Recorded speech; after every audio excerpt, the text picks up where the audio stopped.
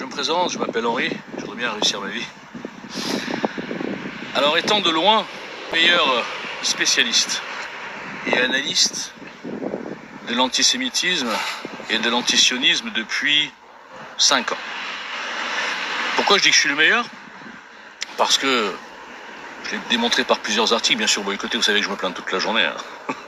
Je suis ignoré de tous les côtés et pour des raisons complètement différentes.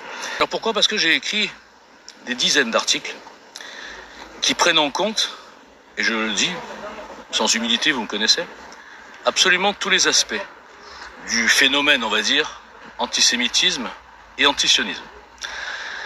Et aussi bien l'aspect religieux que l'aspect politique, que l'aspect commercial, que l'aspect commercial, vous allez voir pourquoi, que l'aspect bien sûr falsification de l'histoire, que l'aspect paranoïa, que l'aspect déformation et inversion des idéologies, je parle par exemple pour le sionisme, enfin dans tous ces aspects. Alors pourquoi je suis le meilleur? Parce que moi-même, je suis un mélange. Je suis un mélange, à savoir que je l'ai dit souvent, je suis goy pour les juifs et juif pour les goy. Et dans ma vie, dans mon parcours, j'ai bien sûr côtoyé la famille de mon papa et la famille de ma maman. Donc complètement différents, français de souche, provincial, et puis juif tunisien, flambeur, genre les pains, donc aucun rapport. Et de par cette double culture, et finalement cette non-appartenance, comme je le suis d'ailleurs en matière politique, vous savez que je n'ai jamais voulu me coller à un groupe, pourtant c'est porteur, les groupes, ni à un parti en vérité, ni à un influenceur, enfin bref, tous ces petits enclos que le système a fabriqués pour bien vous diviser, pour bien nous diviser, et qui sont menés bien sûr toujours par de faux bergers et des escroqueries intellectuelles et idéologiques. Donc, commençons par l'aspect religieux, pour voir à quel point l'antisémitisme qui se rapproche d'un racisme, puisque il y a par exemple des phrases, alors ils aiment bien aller chercher les phrases, des grands intellectuels. Par exemple, prenons la phrase « bouche de juif, bouche qui ment ». Victor Hugo. Bon, souvent les antisémites aiment bien mettre des images. Ouais. Même lui il a dit ça, ok d'accord. Alors, si on dit bouche de juif, bouche qui ment, ça voudrait dire qu'il y a un aspect presque génétique, et je dirais même diabolique. Le mec il est né dans une famille juive, il n'a pas choisi. Je vous rappelle qu'on ne choisit pas où on est.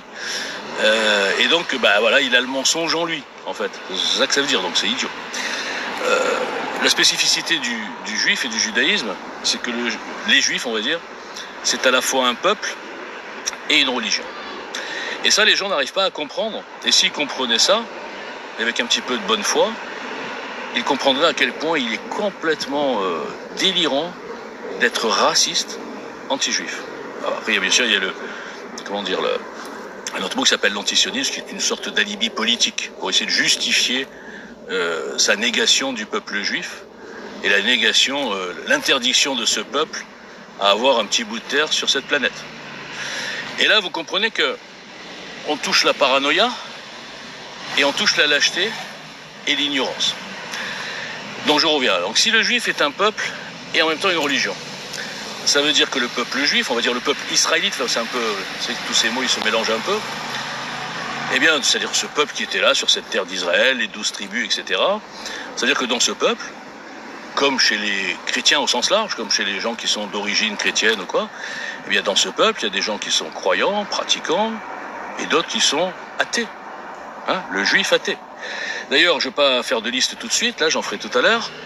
Vous apercevrez que souvent, les juifs, parce qu'il y a aussi des juifs pourris, moi je suis le premier à déglinguer, je m'en fous qu'ils soient juifs ou pas, tous ceux qui participent au plan du grand reset, de la mondialisation, de l'européo-mondialisme, on va dire, cette gauche caviar des années 80 qui a semé le cancer, cette corruption de ces politiciens qui ont vendu notre pays, pas qu'en France, en Europe, avec les accords d'Icesco, personne ne vous en parle, aucun des chroniqueurs soi-disant grands dissidents, comme ils sont tous islamo-collabos et sur le marché antisémitisme, et donc c'est pas l'islam silicionniste, ils vous parlent pas de ça. Et c'est là encore, je vous le démontre, vous voulez pas voir, c'est dommage, que le système fabrique ce type de dissidence. Soral, Dieudonné, Juvin Brunet, Hilar, Jovanovic, Vérac, je peux vous faire une liste de 50. Ils sont tous sur le même marché. Là, on atteint l'aspect commercial. N'oubliez pas que la résistance, entre guillemets, ces petits médias, c'est un marché commercial. Et vous comprenez que le produit J'ai le citoyen, et ma personne, et ma personnalité, et tous les dossiers que je touche, ne peut pas rentrer dans ce marché. Parce qu'il casserait ce marché. Je le répète encore une fois, une petite parenthèse. Si je vais chez Géopolitique Profonde, par exemple, et que je démonte en petites coupures tous leurs invités, là, qui sont à 90% sur ce marché, je leur casse leur fournisseur de vue. D'accord? Avec de l'audience et des gens qui ne sont pas lobotomisés, comme il y a sur Twitter, qui boycottent par réflexe ou sur consigne, avec des comptes shadowban. Si j'ai accès au grand public, je les démonte tous, avec de la logique. Genre, je suis très fort, non, de la logique. Et tous ces gens ont oublié la logique. Par exemple, on leur a dit que le sionisme, c'est du mondialisme. Et ils se mettent entre les pattes de l'islam. L'islam qui, elle, bien sûr, est une idéologie politico-religieuse mondialiste, qui s'affirme, qui conquiert en a 1400 ans pour se retourner et regarder. Mais tous ces lobotomisés, aveuglés par leur haine anti-juive, parfois d'origine religieuse, parfois d'origine psychiatrique, une espèce de jalousie, d'aigreur, de paranoïa. Paranoïa surtout, ça marche bien la paranoïa. 0,2% de la population mondiale dirige tout. Ils sont forts, avec un empire grand comme deux Corses. Waouh. 7 millions sur place. 7 millions dispatchés un peu partout. Donc, pour venir à nos moutons, l'aspect religieux, c'est quoi? Eh bien, quand Jésus arrive, je ne suis pas le seul à vous l'expliquer, mais les gens ne veulent pas entendre, pourquoi les autorités religieuses juives ne croient pas en lui? Parce que dans la tradition juive, qui datait déjà de 10 siècles avant, n'oubliez pas ça, 10 siècles avant Jésus-Christ, les juifs étaient déjà monothéistes, d'accord? Et en face, vous aviez des peuples idolâtres, qui priaient devant des arbres ou des pierres, j'en sais rien. Et c'est les descendants au sens large de ces peuples-là qui viennent donner des leçons aux juifs, qui viennent les traiter de sataniques, de je sais pas quoi. C'est un truc de fou. Alors que ces gens le veuillent ou non, ce peuple juif a été le premier destinataire du premier message de Dieu. D'accord? Et ça, même si on est chrétien, catho-tradi, on ne peut pas le nier. D'accord? Donc quand on crache sur les juifs parce qu'ils n'ont pas reconnu Jésus, on crache sur Dieu, en direct. D'accord? Alors on va aller plus loin. Donc ces juifs, pourquoi ils n'ont pas cru? Parce qu'on leur a dit, c'était la tradition, que le Messie devait, sa première mission, c'était de libérer ce peuple juif de l'occupant romain. L'occupant romain qui après s'est transformé en plein de choses, et même l'occupant à partir de 637, l'islam, l'occupant islam au sens large, les arabes quoi. Aujourd'hui, les gens sont tellement aveuglés par l'antisémitisme qu'ils défendent les conquistadors islamiques. Ils défendent une idéologie qui veut s'accaparer tout et partout. Ils défendent des gens qui veulent rendre la terre de naissance de Jésus et du judaïsme, bien sûr, un califat, façon Allahu Akbar. Voilà ce qu'ils défendent. Donc on voit bien qu'il y a un côté psychiatrique. Là, je parle des cathos tradis. Bon, les athées, c'est autre chose, c'est un autre problème. C'est un problème aussi politique, avec cette espèce de mélange islam et communisme. Un truc de fou. Donc je reviens. Et donc ils n'ont pas cru en Jésus parce qu'ils ont dit, bon, attendez, celui-là, là, il arrive, il nous fait ci, il nous fait ça. Bon, il fait quelques miracles, mais bon, j'ai entendu dire, j'étais pas là, qu'à l'époque, il y avait quand même pas mal de gens qui faisaient des petits, je sais pas si on va appeler ça des miracles. Mais ils voient c'est pas un combattant. Il n'est pas là pour dire, allez Romains, je vais vous défoncer, je vais libérer mon peuple, etc. Il est sur un autre objectif. Lui, Jésus, qu'est-ce qu'il combat? Il n'a jamais combattu le peuple juif. Il n'a pas vraiment combattu la Torah, même pas du tout. Il a combattu peut-être une certaine dérive, j'en sais rien, j'essaie d'imaginer la logique. Vous savez que moi je suis un inculte, donc je devine, des fois je me trompe. Je pense qu'il a voulu peut-être combattre une certaine dérive d'élite. Parce que vous savez, c'est pas parce qu'on est rabbin, c'est pas parce qu'on est religieux, etc., ou qu'on est curé, ou qu'on est imam, qu'on n'est peut-être pas un petit peu sensible, comme on voit aujourd'hui les mondialistes, à une espèce de melon. Une espèce de... On se croit parler au nom de Dieu. Alors eux, le Dieu des transhumanistes, c'est pas le même que le nôtre. Sachez-le, ce sont des malades mentaux, on en parlera tout à l'heure. Donc peut-être qu'ils ont un peu dérivé. Alors, ce qu'on appelle les marchands du temple, j'en sais rien, moi. Peut-être qu'ils ont profité de leur aura, de leur légitimité, etc., pour abuser de leur pouvoir, j'en sais rien. Donc Jésus, il luttait contre ça. Il luttait peut-être contre une certaine partie des gens du système, on va appeler ça comme ça, mais pour le peuple. Il n'était pas là pour autre chose, il n'avait pas d'ambition, etc. Donc quand il voit ce type-là arriver, il dit, il nous prend pour des cons, c'est pas un messie ce mec-là, il combat pas les Romains. Et alors pourquoi Donc voilà pourquoi principalement ils n'ont pas cru en Jésus. Ensuite, il faut comprendre que Jésus, c'est comme Moses, moi. Je rigole un peu, j'ai le droit. Hein, bon. Alors, c'était quoi son problème? C'est que finalement, il était ennemi des autorités religieuses, on va dire un peu résistantes, hein, parce que c'était quand même des gens qui étaient occupés par les Romains. Les autorités religieuses un peu résistantes, donc les rabbins, hein, qu'on peut presque, pour rigoler, assimiler à la fausse dissidence d'aujourd'hui. Et il était ennemi finalement des occupants, et donc du système en place, c'est-à-dire des Romains. Donc aussi bien les Romains que, même si c'est pas tout à fait l'histoire qui a été écrite, hein, parce qu'on veut vous culpabiliser à fond le juif et déculpabiliser les Romains. Pourquoi 400 ans plus tard, conversion politique au christianisme dans l'Empire romain. Conversion, je dis bien, politique. Ça, vous l'avez pas compris. Enfin, beaucoup ne l'ont pas compris. Donc Jésus étant ennemi ou un danger plutôt, un danger pour les uns et un danger pour le système parce qu'il pouvait devenir un véritable opposant politique, qui pouvait peut-être lever une armée, lever les foules et combattre vraiment les Romains, eh bien il avait double raison de se faire crucifier. Mais allons plus loin.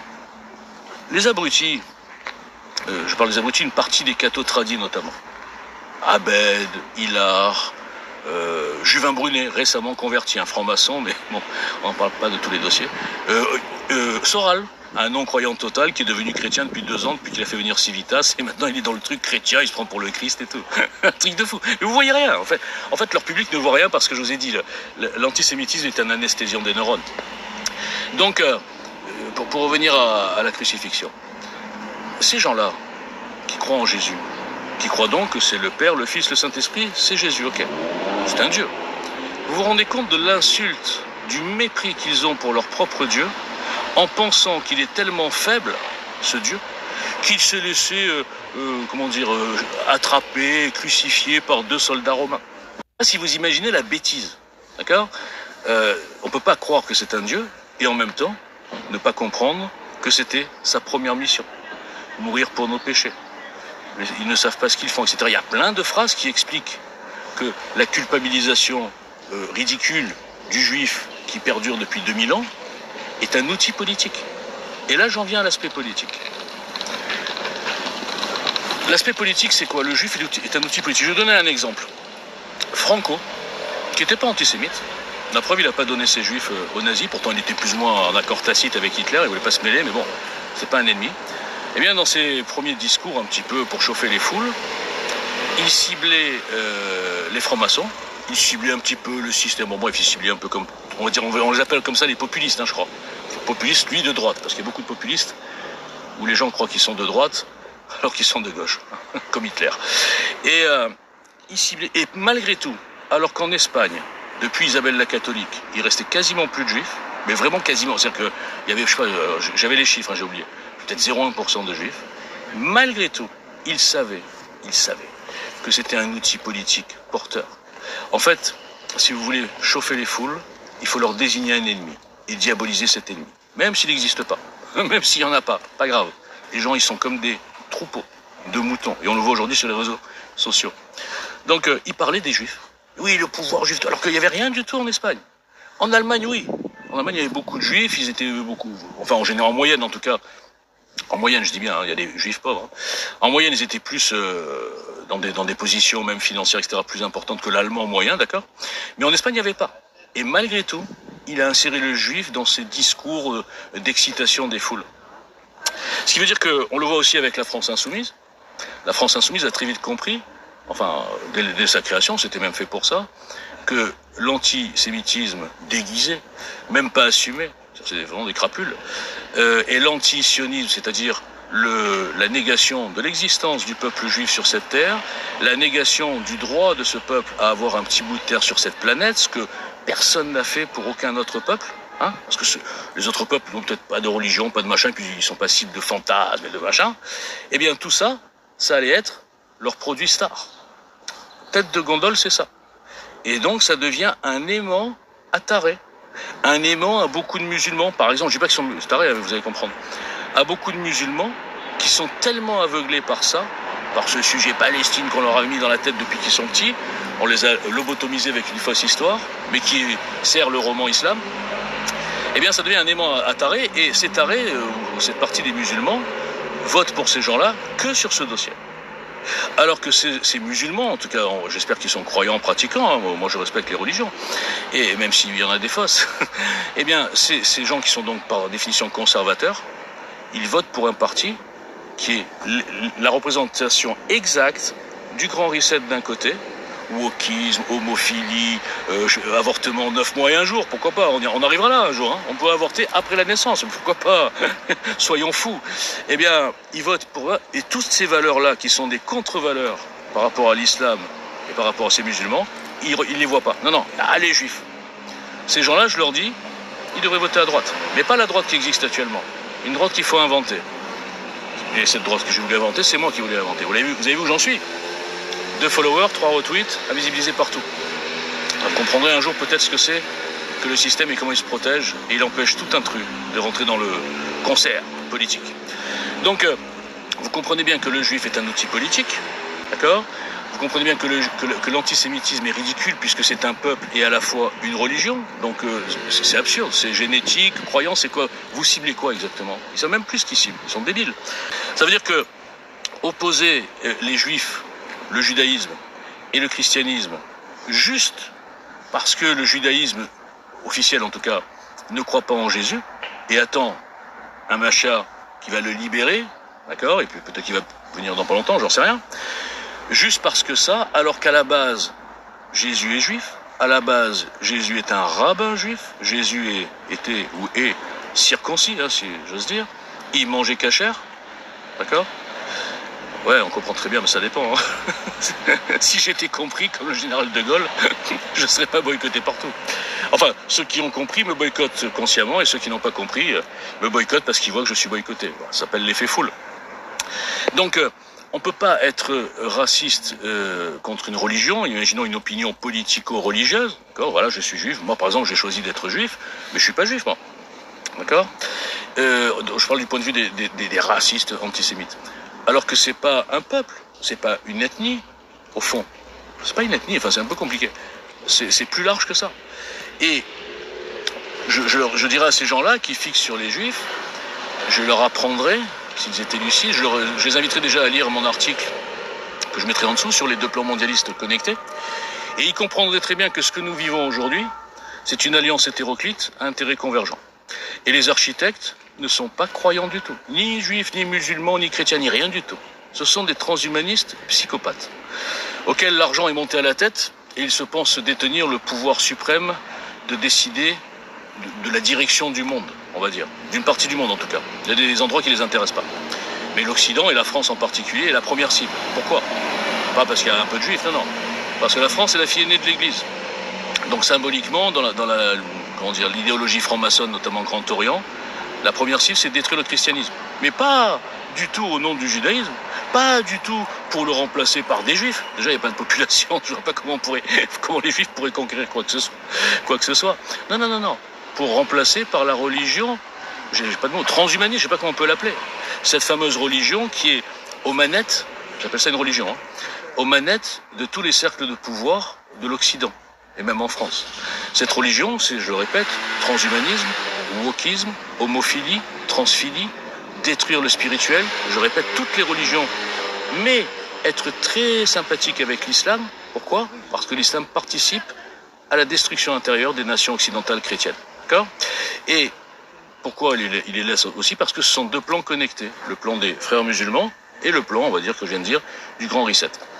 Donc tant que vous ne comprenez pas l'essentiel, et que vous pensez que parce qu'il y a des gens connus qui portent un patronyme juif, ils œuvrent pour un plan juif, judaïsation de la terre, etc., ou satanique, je sais pas quoi, vous n'avez rien capté. Et je vous le dis, regardez bien autour de vous, regardez bien la dissidence qui est boostée en la diabolisant, méthode très simple. On diabolise un type, on le met chez Conspiracy Watch, et immédiatement tous les moutons considèrent que ce type c'est un mec hors système, anti-système. D'accord ? En parallèle, on ne les suspend pas, on ne les interdit pas, on leur ferme pas leur compte en banque, on les laisse se développer, on leur laisse leurs moyens de subsistance, tant qu'ils ne touchent pas le volet politique, tant qu'ils vendent des bouquins, des ananas assurances, des bitcoins, des conseils financiers, et tant qu'ils ramènent à eux tous les soi-disant éveillés, les soi-disant résistants, qui n'ont rien capté, qui confondent un résistant avec un camelot, qui confondent un résistant avec un lanceur d'alerte, un vendeur de bitcoin, et toute cette engeance, toute cette famille, donc vous avez compris qu'ils me fuient tous parce que je pourrais les détruire en 10 minutes, que ce soit Soral, enfin toute la banque, quoi. Vous avez qu'à voir ma page, hein. J'ai détruit déjà, mais personne n'ose diffuser. Parce que vous, les moutons, je parle pas des antisémites, là je parle des moutons globaux, même que vous n'êtes pas antisémite, vous avez peur d'attaquer toutes ces engences, toute cette fausse dissidence, et vous avez peur de comprendre ce que je vous explique. D'accord ? Je suis le seul, bien sûr, à expliquer. Donc, lisez mon petit article sur les déploiements mondialistes connectés, vous comprendrez tout. Vous comprendrez même comment l'antisémitisme est alimenté, est exacerbé par le système, sur les réseaux sociaux notamment. Et toute cette engeance dont je parle tous les jours vous fait avaler le concept de la France sioniste, alors que la France, elle est complètement infiltrée et soumise à une certaine communauté et à certaines pressions et à certains lobbies et à certaines menaces et à certaines corruptions, d'accord, qui ne vient pas d'Israël. Israël n'en a rien à foutre, ils veulent juste survivre. Israël n'en a rien à foutre qu'il y ait des musulmans, des immigrations en France, hein, ou en Europe. Parce que si les tarés qui vous disent Islam, bel d'Israël, parce qu'il y a 2-3 rabbins qui ont dit ça pour flamber, là, ils étaient en train de se chauffer, les mecs, ah, regardez, c'est le plan des Juifs. Ou alors parce que Attali a dit un jour, oui, la capitale des mondialistes sera à Jérusalem. Hein, alors, donc si Attali l'a dit, c'est que tout le monde travaille pour ça. Mais bande d'abrutis, vous imaginez la capitale des mondialistes, des super riches, de toute cette bande de chacals, à Jérusalem, dans une zone qui est pas très, qui est pas très sûre. Hein. Bon, enfin bref, donc... au passage, sachez que Jacques Attali est beaucoup moins juif et beaucoup moins sioniste que transhumaniste, franc-maçon, et je dirais que c'est un érève rare, pour ceux qui connaissent Attali, comme BHL d'ailleurs. Donc, tout ça pour vous dire qu'on vous leurre, on vous faisant cibler les juifs, on vous faisant croire que le sionisme c'est conquérant alors que ça n'a conquis personne, juste un bout de sa petite terre, on vous fait croire que c'est satanique alors que c'est quand même extraordinaire que la religion et le peuple qui a reçu le premier message de Dieu, ça soit eux les sataniques, pas du tout ceux qui viennent 19 siècles après, qui vous inventent un prophète avec un faux ange Gabriel et qui vous disent ah nous on a la vérité et vous savez quoi, on va l'imposer partout de gré ou de force, mais eux vous en avez peur. Donc vous préférez, je parle des antisémites, hein, vous préférez vous dire ah non les coupables c'est les juifs là, les juifs sont pas dangereux. Bon bref, attendez, je crois que j'ai plus de batterie comme d'habitude. Bon voilà, bon bref, je terminerai une autre fois. Merci.